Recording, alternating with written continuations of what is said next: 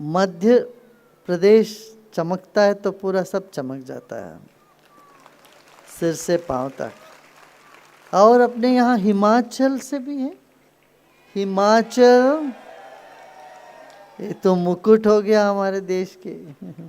और हरियाणा, हरियाणा हो गया।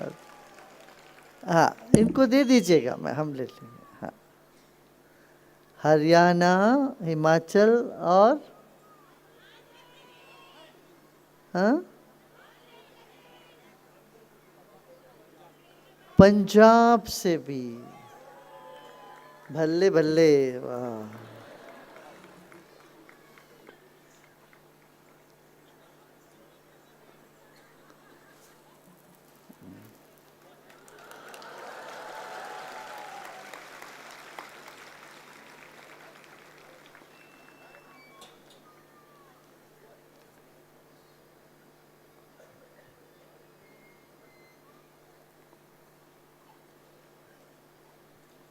हाँ,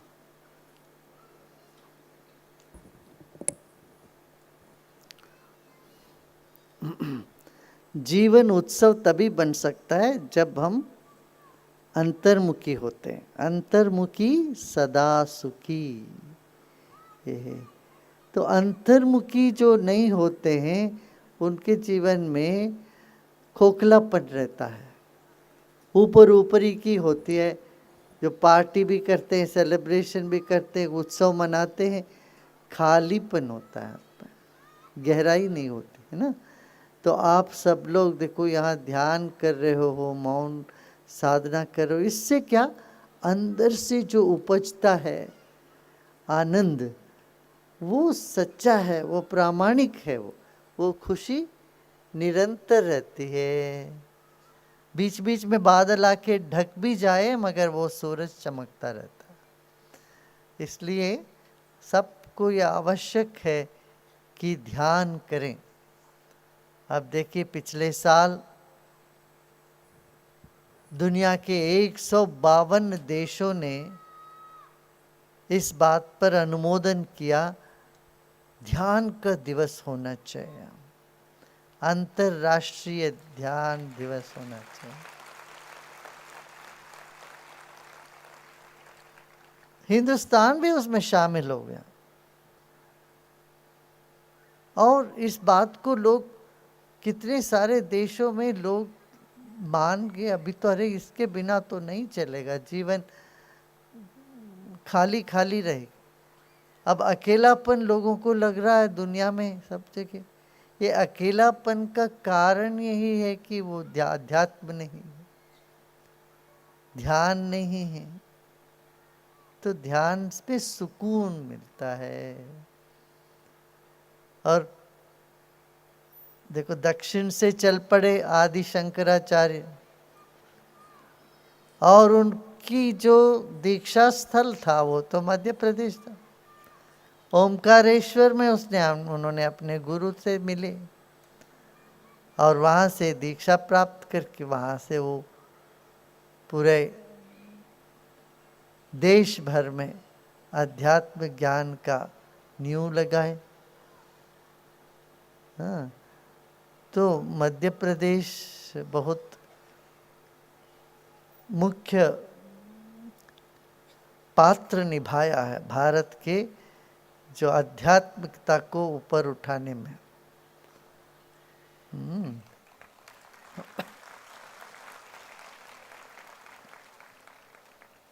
और बहुत से संत हुए, हर देश के हर प्रांत से संत हुए हैं, हर प्रांत साहित्यकार हुए, हर प्रांत कलाकार हुए। श्रेष्ठ कलाविद हमारे देश के हर प्रांत से हैं। और ये महोत्सव, कला का महोत्सव करना, ये न केवल कलाकारों को प्रोत्साहन देना मगर संस्कृति को जीवंत रखने के लिए बहुत आवश्यक है। हमारी संस्कृति, हमारी विरासत को हम जागृत रखेंगे, मजबूत रखेंगे, तो ही आने वाली पीढ़ियों को हमारी महिमा, हमारी गरिमा, भारत की गरिमा ये समझ में आए, है ना। तो आत्मविश्वास बढ़ता है इससे। आत्मविश्वास के बिना कोई आगे कुछ बढ़ ही नहीं सकेगा। ठीक है, कुछ प्रश्न हैं? हाँ पूछिए। प्रणाम गुरुदेव। हाँ गुरुदेव, वैकुंठ एकादशी के दिन मंदिरों में उत्तर दिशा से प्रवेश करने का क्या विशेषता है?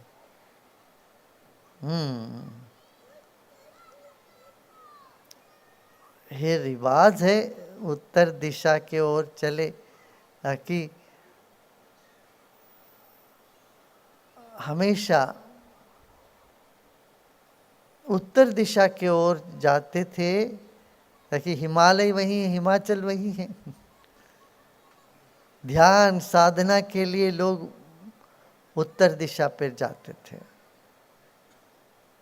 हाँ। और वो सब माताएं वही हैं, वही विराजमान होती, माताओं का स्थान है। तो उत्तर दिशा हमारी जो मेरिडियन जिसको बोलते हैं, आयस्कांत का मेरिडियन, आयस्कांत की जो वो है, इसलिए उत्तर दिशा के ओर बैठ के ध्यान करो, उत्तर दिशा के ओर जाओ। इसका अपना विशेष लाभ है करके एक मान्यता है, मान्यता है। वो ध्यान में भी या दक्षिण की ओर बैठ के करो या उत्तर की ओर बैठ के करो। वैसे देखा जाए तो पूरब पश्चिम की ओर भी बैठ के करते हैं सब। ध्यान तो किसी भी तरफ बैठो कर सकते हो, मगर उत्तर दिशा का ये महत्व है कि वैकुंठ का द्वार वहाँ है, ऐसे बोलते हैं, उस तरफ खुलता है। एक नगर का जब निर्माण करते थे पहले, वो हमेशा देखते थे कि नगर के दक्षिण भाग में स्मशान घाट होता था, उत्तर के ओर मंदिर होते थे, या उत्तर के ओर और उद्यान होते थे। इस तरह के एक नगर का प्लानिंग होता था, योजना। किसी भी शहर के दक्षिण भाग में ही होता था स्मशान घाट। इसलिए ये दिक्पाल कहते हैं ना, अष्ट दिक्पाल, आठों दिक्कों में अलग अलग दिक्पाल है। दक्षिण दिशा के दिक्पाल है यम है, उत्तर दिशा के दिक्पाल है कुबेर है, और कुबेर माने सुख सुविधा संपत्ति। तो ये सब है। तो वैकुंठ द्वार कहते हैं उत्तर के ओर जाना। मगर एक साधक के लिए वो सर्वतोमुखी है, सब जगह उनका सर्वतोक्ष शिरोबाहो। कहते एक परमात्मा कैसा है, ईश्वर का सब जगह हाथ है, सब जगह पांव है, सब जगह चेहरे है। सर्वतः श्रुतिमल्लोके, सब जगह उनका गुणगान है। उत्तर हो, पूर्व हो, दक्षिण हो, पश्चिम हो, ऐसे हमें सारे ओर से ज्ञान उपलब्ध होता है, ये कहा गया। इसको बहुत ज़्यादा इतना वो नहीं देना चाहिए महत्व। एक द्वार के अंदर से उत्तर से घुस के गए, ये करके गए, तो ये तो ठीक है, एक रिवाज है। मगर मन में हर चीज़ का उत्तर मिल जाए, प्रश्न समाप्त हो जाए, तो आनंद ही आनंद है।